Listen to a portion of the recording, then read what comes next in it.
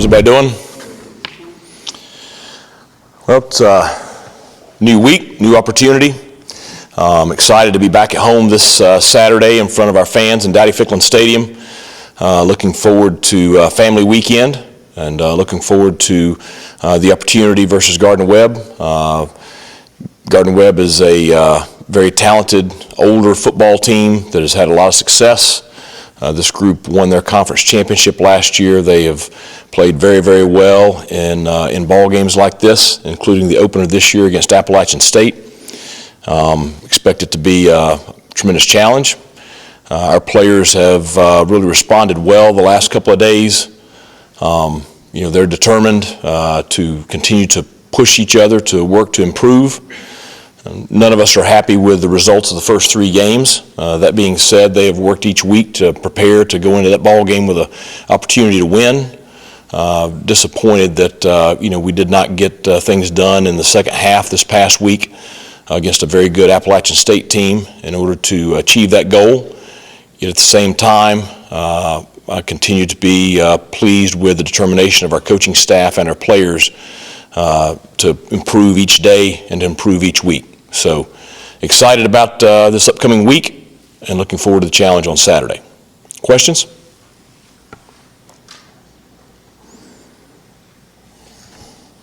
Coach, coming out of the last 2 games, obviously led Marshall 13-10, 21-10 against App. What are some of the biggest learning points as a staff, as players y'all can learn from what happened in the second halves of those games? Well, I think when you look back at them in a loss, certainly a lot of things get magnified, and I think allowing the touchdown right before the half this past weekend is magnified, because obviously going in 21-10 versus 21-16 is a big difference right there. And so you look at why, and you got to be better on kickoff. You can't have the penalty, which gave them excellent field position to start that drive. We did have one breakdown defensively on that drive, and you got to eliminate that. And so you start looking at all those things. Well, all those things are what right now is keeping us from consistently playing at the level throughout a full 4 quarters to be able to get the win.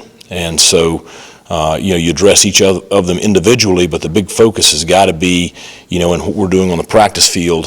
Sunday, today, tomorrow, Thursday. And my big focus is, our coaches, we've got to continue to teach and instruct and, make sure that we're putting the players in the very best situations so that they can be successful. I know that the players are very motivated to be successful.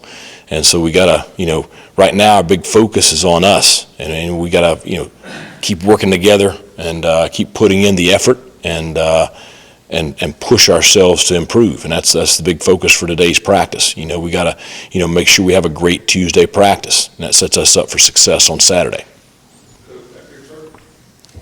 Coach, you talked about a little bit about the penalties, and that's usually not part of a Mike Houston program. How do you do things at practice and combat that and try to get that? Our coaches kind of walking around saying, "Hey, that's a hold, you can't do that," and that kind of thing, and really emphasize things. Well, I think we obviously emphasized it on Sunday. And we've emphasized it all last week too. I think the big thing for me is looking at what the penalties are. Some of them come from fundamentals and technique. And when you see a holding call, a lot of times it's because you're getting your body out of position. Now you got to understand that there's a point where you gotta let go. There's holding on every play. I mean, it's across the board on every play. But there's holding that gets called and holding that's part of the game. And just teaching players, the point, that line right there. And then, there is some discipline penalties, and we had fewer of those. Okay, we only had a couple of those this past weekend, but still, you got to eliminate those. There's no point. I always tell the players, the pre-snap and the post-whistle penalties, those are the ones you can't have. The false starts, offsides, and anything after the play is over. You can't have those. And so that's something that you gotta. We've done a good job of eliminating those. We still had a couple last week, so you got to eliminate those. You had a couple on Saturday that's just out of pure effort and understanding when to do something, when to not. We had 3 intentional grounding penalties on Saturday, and certainly the intent was there to get us out of a bad situation, but there's a way to do it and there's a way not to do it. So it's addressing all of them individually, and then you address them all throughout the week with everything you see on tape. And we got to cut down the self-inflicted errors. That's the big thing right now. Coach, John Gilbert wrote a statement to the Pirate Club talking about the expectations, and even that the last 2 bowl seasons almost raised those expectations. He also just talked about fans and donors, I guess, have a right to be concerned. I guess I'm just curious your thoughts on that, and if you and your staff just kind of share those same sentiments as well. Well, I mean, none of us are pleased with the start of the season. I mentioned that in my opening statement. And certainly John and I are on the same page with what we expect. And I don't think the expectations are the same across the board. I understand frustrations the way we started the season. At the same time, I also understand what the players are doing, what the coaches are doing to try to make sure that we give the Pirates a chance to win each week. So I would say that I am as committed as I can be.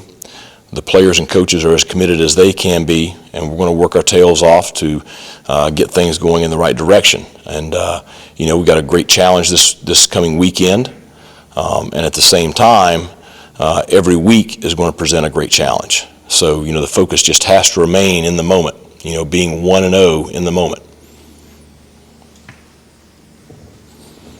Coach, entering week 4 now of the season, guys are a little banged up and bruised. Just an overall general health update, and then any status on Tyler Savage's recovery? Well, I think every team in the country is probably banged up and bruised, and I think we've played 3 very physical football games against very physical teams, and we're a very physical team. So you got some bumps and bruises. I mean, that's part of it. The guys are doing a good job with taking care of their bodies and trying to recover each week, and I think our athletic training staff's doing an outstanding job with recovery with some of our long-term guys. You asked specifically about Tyler. Tyler's probably still a few weeks away, and I hate that he's in this situation, but that's just one of many guys that are dealing with some stuff. I've noticed Brock Spalding's been playing a lot on the outside. What is your evaluation of his play so far? And also, do you think he's versatile enough to where we might see him at the slot as well? Well, actually, he's been playing at the slot and also playing on the outside. So he's been playing both. We got a couple of guys doing that. So obviously, we do think he's versatile enough, or we would not play him at both. Brock's a young guy who I think he has a lot to him. The best thing I can say about Brock is just that I trust him. And, he's going to make some mistakes every once in a while, but he's not going to make many because he's a pretty smart player. And, I think, the more opportunities he has, I think the more things he's going to do to help our team. Coach, you spoke last week about getting the running back started, and we saw a little bit of that on Saturday. What needs to happen to get more towards where you guys want to be? Well, I mean, I think you can look at everything. All 3 phases, and it's a cumulative effect. And what I mean by that is, you can't look at one position and just say, well, that's the issue, or you can't look at another and say that's the issue. It's a culmination of 11 playing together, and we talked about that last week. But I thought we did some things better on Saturday that allowed us to create some positive plays in the run game. But it's going to take everybody continuing to improve to get to the point that we want to be at. But that being said, you can say the same thing about special teams, or you can say the same thing about us defensively. It's going to have to be a cumulative effect of everybody working together in order to get the desired results. Now that you had time to look at the tape, quarterback position, did Alex do enough to hold on to the job at the start of this week? I mean, the turnovers were there as well. Just your evaluation of him in the quarterback position going in Gardner-Webb. Well, I think, the whole deal with that position is it does have a huge spotlight on it. And, but again, I go back to, just like what we talked about right then. We've got to do a great job as an offense functioning and playing together. Obviously, Alex did a lot of really good things on Saturday. He also had some mistakes. The one thing I know about Alex is he's going to learn from his mistakes. He is going to be better the next time he's in the exact same situations. And he came in, watched the film on Sunday, and he's beating his head over a couple of things that went on the field. Some of it is on him decision-making wise. Some of it is a result of something else in the unit. That being said, I am excited about both Alex and Mason. I would expect that they're both going to play big parts in our program and our team down the stretch this year. But both of them will be prepared to go on Saturday, and I would expect both of them to be better the next time you see them on the field.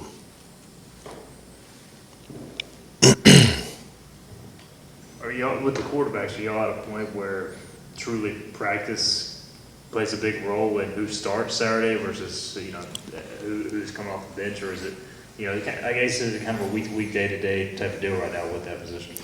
Well, I don't know that I view it as week-to-week, day-to-day as much as I view it as a culmination of the full body of work. And I say that, a lot of preseason's over with, spring's over with, but certainly those gave you parameters to evaluate both quarterbacks by. I think that is evaluation of what they're doing in the games on Saturday. I think it is evaluation of how they're doing during the week, and there's a lot of variables that go into that. The one thing I will tell you is we're going to do no matter what the position, we're going to do whatever puts the Pirates in the best position to be successful on game day. And, we've got to do a great job as coaches of putting not only the quarterbacks, but all of our players in positions to be successful. And there's a lot that goes into that too. But that's how I would answer that question.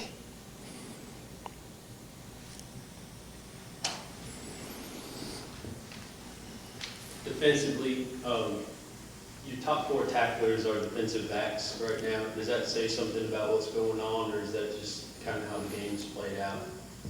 Is that normal for your defensive backs to be your leading tackler? I think our leading tackler is Mike Edwards, if I'm not mistaken.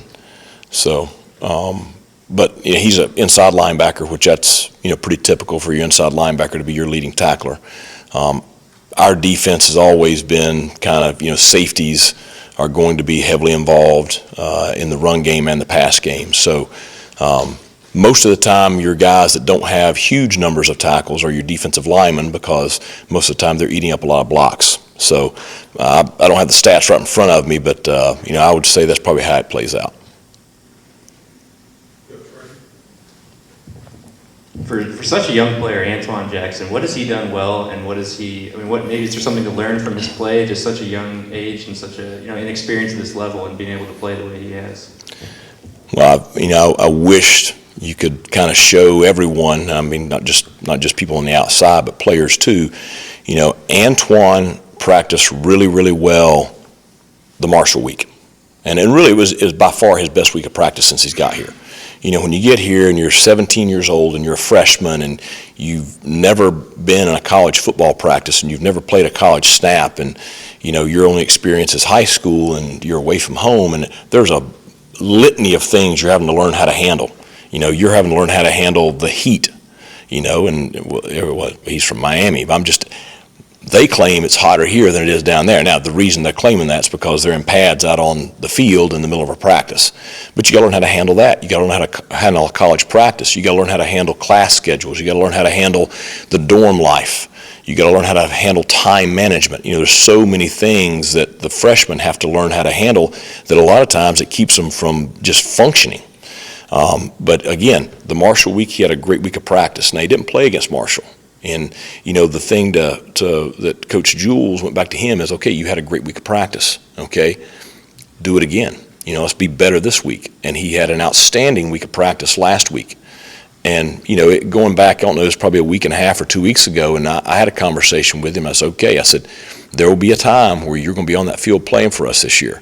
And when you get out there, you can't go out there like a 17-year-old freshman. But the reality is he's a 17-year-old freshman. So that's, you're talking on both sides of your mouth there. I thought he did really, really well when he got in there. I did not think the stage was too big for him. The pick six, it was a really good defensive call, but I've seen that call several times this year where we didn't make the play. And so I do think there's something to the fact that the moment wasn't too big for him and he made the play. I would say he's got a lot of confidence coming out of that. Now, how does he practice this week? How does he respond to success? Because sometimes guys can't handle success when they're young. That's you just don't know. You got to let them grow and mature, and the only thing that's going to tell the tape is going to be time. And but yeah, I did think he played very well last week. Gardner-Webb, their offense is a challenge, kind of a different beast. So walk us through trying to simulate that in practice this week and how difficult that can be. Well, it's going to be difficult. I think they play a great scheme. I think they have, a lot of returning experienced guys, and you watch them this year. I mean, they've been very, very good on that side of the football at times. And so, as far as simulating it, I don't think you can completely simulate it in practice. But you do have a little bit of experience from facing UCF.